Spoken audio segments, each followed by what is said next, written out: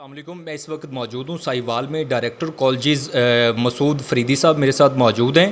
دیپال پور associate college برائے خواتین میں ایک معاملہ بنا تھا کرپشن کے حوالے سے, تو ہماری ٹیم 91 نیوز وہاں پہ پہنچی اور تمام تر ایویڈنس اور ثبوتوں کے ساتھ ہم لوگوں نے مسعود فریدی صاحب کو اپلیکیشن دی ہے.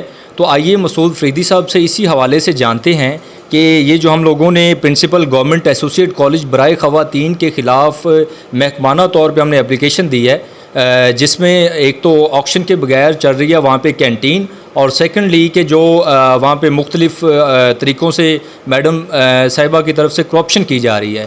تو سر سے جانتے ہیں کہ اس حوالے سے وہ کس طرح اس معاملے کو دیکھیں گے اور کس طرح اس کو آگے کیا لائے عمل اپنائیں گے. جی سر بتائیے گا, آپ اس حوالے سے کیا جو ہے نا لائے عمل اختیار کرنے جا رہے ہیں؟ بہت شکریہ جی, آپ دیپال پور سے سفر کر کے یہاں پہ تشریف لائے.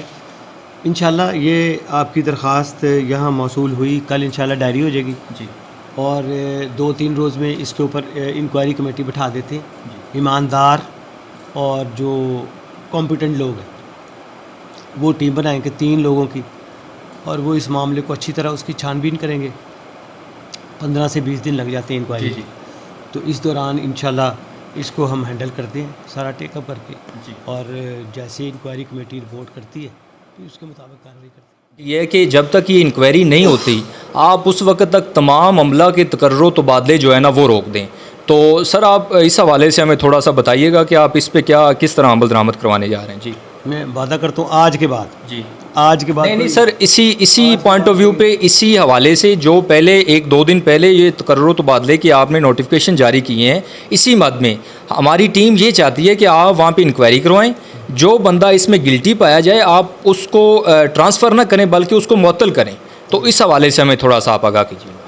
اس سلسلے میں بھی انکوائر کر لیتے ہیں معاملے کو. جی, اور وہ بھی اس کے ساتھ ساتھ وہ بھی انکوائری چلاتے ہیں. لیکن یہ سر ہمیں تھوڑی سی آپ جو ہے نا یقین دہانی کروائیے گا کہ آپ جو پچھلے تقرر و تبادلے ہوئے ہیں لیکن اسی مد میں ہوئے ہیں, آپ اس پہ ہمیں یقین دہانی کروائیے گا. تو میں اگر اس مد میں ہوئے جی تو ٹھیک, لیکن اگر کوئی پرانا وہ معاملہ چل رہا ہے اس کے تحت ہوا ہے جی تو اس کو الگ رہنے دیں. جی, اس مد میں اگر کوئی چیز ہوگی تو وہ آپ کے سامنے. سر ہماری ٹیم یہ چاہتی ہے, ہم لوگ آپ کے پاس حاضر ہوئے ہیں فقط ہم اپنے پاکستان کے لیے, اپنی قوم کے لیے, اور یہ ادارہ ہمارے لیے قابل احترام ہے, اساتذہ اکرام تمام ہمارے لیے قابل احترام ہے.